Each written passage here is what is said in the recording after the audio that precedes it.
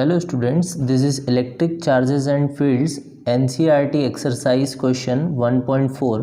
Question के ए part में हमसे पूछा है explain the meaning of the statement electric charge of a body is quantized. हमसे पूछा है कि किसी बॉडी पर प्रेजेंट इलेक्ट्रिक चार्ज क्वांटाइज्ड होता है। इस स्टेटमेंट का क्या मीनिंग है, तो हम इसे समझते हैं। तो अगर हमारे पास कोई बॉडी है और ये बॉडी चार्ज ट्रांसफ़र कर रही है दूसरी बॉडी को, तो मान लीजिए यहाँ से कुछ इलेक्ट्रॉन ट्रांसफ़र हो रहे हैं इस बॉडी पर, तो हमेशा एक बॉडी से दूसरी बॉडी पर जो चार्ज ट्रांसफ़र होगा, या हम यूँ बोलें कि जो इलेक्ट्रॉन ट्रांसफ़र होंगे वो हमेशा इंटीग्रल नंबर्स में होंगे। मतलब यहाँ से हमारे एक इलेक्ट्रॉन ट्रांसफ़र हो सकता है, 2 इलेक्ट्रॉन ट्रांसफ़र हो सकते हैं, 3e चार्ज भी ट्रांसफ़र हो सकता है हमारा, 4e चार्ज हम ट्रांसफ़र कर सकते हैं, या हम यूँ बोलें कि हमारा ne चार्ज ट्रांसफ़र हो सकता है। तो जो एक बॉडी से दूसरी बॉडी पर चार्ज ट्रांसफ़र होता है वो हमेशा इंटीग्रल नंबर्स में होता है। मतलब जो चार्ज आपका ट्रांसफ़र हुआ है वो इंटीग्रल मल्टीपल होता है हमारे फंडामेंटल चार्ज का, इंटीग्रल मल्टीपल होता है फंडामेंटल चार्ज का। फंडामेंटल चार्ज हम बोलते हैं चार्ज ऑफ इलेक्ट्रॉन को। चार्ज ऑफ इलेक्ट्रॉन या प्रोटॉन हमारा होता है 1.6 × 10⁻⁻19 कूलम। हम इसे फंडामेंटल चार्ज बोलते हैं। तो जो हमारा चार्ज ट्रांसफ़र होता है वो हमेशा इस चार्ज का इंटीग्रल मल्टीपल होता है। तो हम लिख सकते हैं electric charge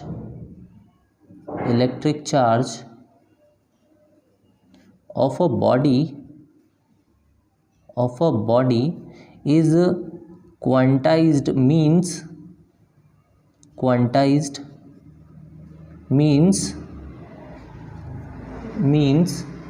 only integral means n equal to 1 2 3 and so on, number of electrons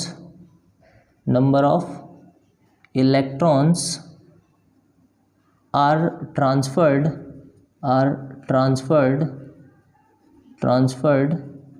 from one body to another body,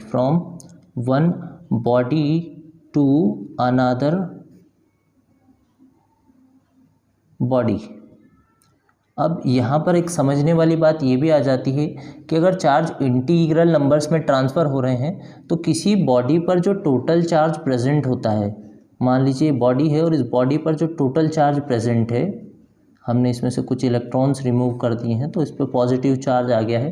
तो इस पर जो टोटल पॉजिटिव चार्ज प्रेजेंट है या जो टोटल नेगेटिव चार्ज किसी भी बॉडी पर प्रेजेंट होता है वो हमेशा इंटीग्रल मल्टीपल होता है फंडामेंटल चार्ज का। तो हम इस स्टेटमेंट को इस तरह से भी रिप्रेजेंट कर सकते हैं कि किसी भी बॉडी पर जो चार्ज प्रेजेंट होता है, टोटल चार्ज प्रेजेंट होता है या नेट चार्ज प्रेजेंट होता है, वो हमेशा फंडामेंटल चार्ज का इंटीग्रल मल्टीपल होता है। तो हम इसको इस तरह से भी लिख सकते हैं। क्वांटाइजेशन ऑफ चार्ज का दूसरा मीनिंग ये भी होता है कि total charge present on a body is always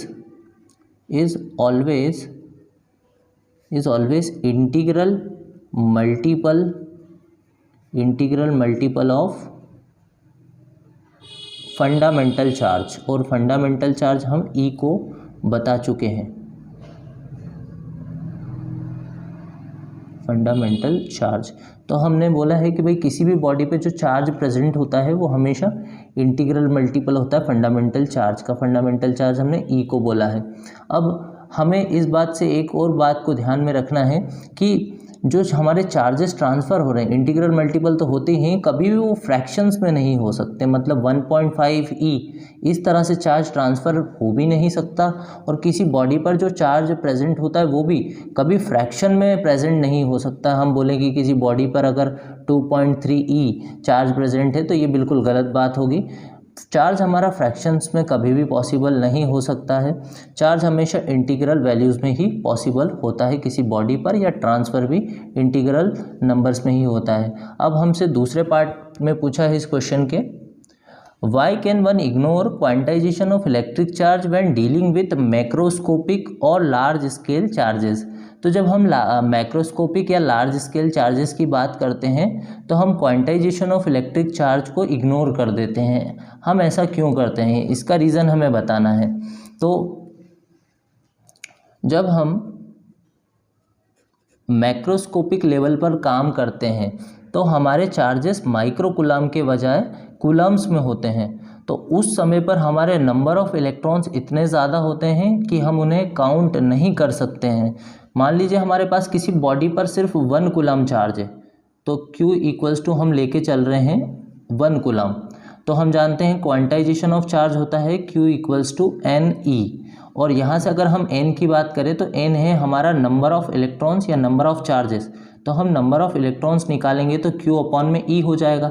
Q हमने ले चुके हैं हम, Q है हमारा 1 कूलम, और इसके नीचे हम रख दें E की वैल्यू। E होता है हमारा चार्ज ऑफ 1 इलेक्ट्रॉन, तो ये आ जाएगा 1.6 इंटू 10⁻⁻19। जब हम इसे सॉल्व करते हैं तो हम ये कर सकते हैं, इस 10⁻⁻19 को ऊपर ले लें और 1 को डिवाइड कर दें 1.6 से। तो आपको एक बात समझनी होगी कि 1 के कंपैरिजन में ये जो वैल्यू है नीचे वाली, जो हमारी डिनोमिनेटर में आ रही है, यानी कि जो E का जो मैग्नीट्यूड है ये काफ़ी कम है इसके कंपैरिजन में। अभी तो हमने सिर्फ 1 कूलम लिया है, अगर हम ज़्यादा ले लें तो नंबर ऑफ़ इलेक्ट्रॉन्स बहुत सारे निकलेंगे। वैसे अभी हम इसे सॉल्व करके देखते हैं क्या वैल्यू निकलती है। तो जब हम 1 को डिवाइड करेंगे 1.6 से तो ये वैल्यू आती है 0.625, और हम 10 टू द पावर को ऊपर ले लें तो ये हो जाएगा 10 टू द पावर प्लस 19। तो इतने इलेक्ट्रॉन होते हैं, और इसे हम स्टैंडर्ड फॉर्म में कन्वर्ट करें तो ये हो जाएगा हमारा डेसिमल यहाँ शिफ्ट हो जाएगा एक नंबर छोड़ करके, तो ये हो जाएगा 6.25 इंटू 10 टू द पावर 18, है ना। हमने यहाँ से डेसिमल को यहाँ शिफ्ट किया है और यहाँ से पावर 1 लेस कर दी है, तो ये हो जाएगा 10 टू द पावर 18। इतने इलेक्ट्रॉन्स होते हैं सिर्फ 1 कूलम चार्ज में। तो सोचिए कि अगर आपका चार्ज ज़्यादा हो 10 कूलम या 15 कूलम, तो नंबर ऑफ़ इलेक्ट्रॉन्स बहुत सारे होंगे, उनकी काउंटिंग पॉसिबल नहीं हो पाएगी। तो हम ऐसा एज्यूम कर लेते हैं कि हमारा जो चार्ज प्रेजेंट है किसी भी बॉडी पर वो कंटिन्यूअस है। तो हम क्वांटाइजेशन ऑफ चार्ज को कभी भी मैक्रोस्कोपिक लेवल पर अप्लाई नहीं करते हैं, हम उसे माइक्रोस्कोपिक यानी कि छोटे लेवल पर ही अप्लाई करते हैं, जहाँ पर हमारे नंबर ऑफ़ इलेक्ट्रॉन्स हंड्रेड्स या थाउजेंड्स में होते हैं। तो हम लिख सकते हैं in macroscopic level, in macroscopic और लार्ज स्केल चार्जेस और large scale charges used are huge. क्या लिख सकते हैं हम, जो हम चार्ज यूज़ करते हैं ये काफ़ी ज़्यादा होता है। Charges used